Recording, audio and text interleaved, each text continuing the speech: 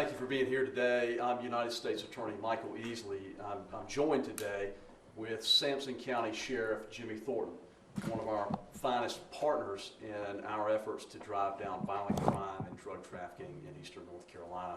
I'm also joined by resident special agent in charge of the Fayetteville FBI office, Dave Smith, who has had an unyielding commitment to the partnership and bringing all federal resources to bear that we possibly can to work for and keep our communities in eastern North Carolina safe.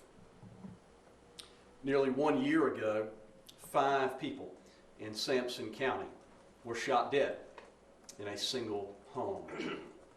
The ripple effects of that are still being felt today.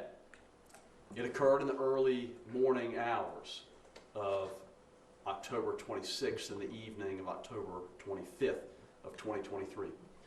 And their ages ranged from 33 to 73 years old.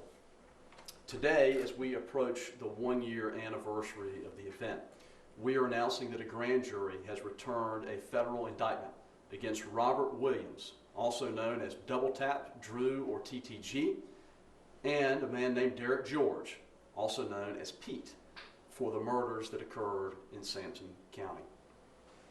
Our remarks today, as always at the indictment stage of the case, have to be limited to what is available in the public record and in the 4 corners of the indictment or otherwise presented in court or generally known. So we'll be limiting our remarks to information that's been presented in court, to the general scope of the investigation, and a description of the charges. There are very many legal and ethical and practical reasons why we have to be circumspect in what we can say at this time, but we'll try to share what we can. As many of you know, our violent crime strategy in eastern North Carolina focuses on sitting shoulder to shoulder with local law enforcement to try to solve local problems and bring every federal resource we can to help make communities safer. We do that in eastern North Carolina through partnerships with our sheriffs. There is perhaps no closer partner more heavily invested in that partnership than Sheriff Jimmy Thornton.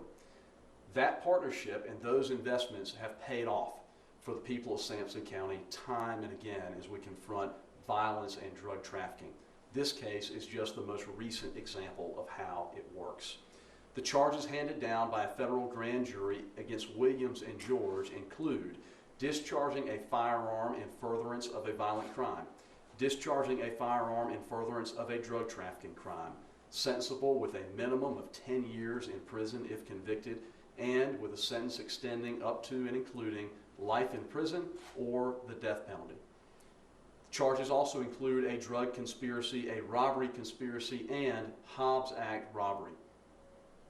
The victims included Alfonso Jeffries, 73 years old, of Clinton, North Carolina; Dagoberto Lopez, 33, of Garland, North Carolina; Lamar Williams, 58, of Rose Hill; Hector Salazar Lopez, 39, of Garland, North Carolina; and Jamie Lynn Rowland, also known as Jamie Thompson, 47, of Clinton, North Carolina.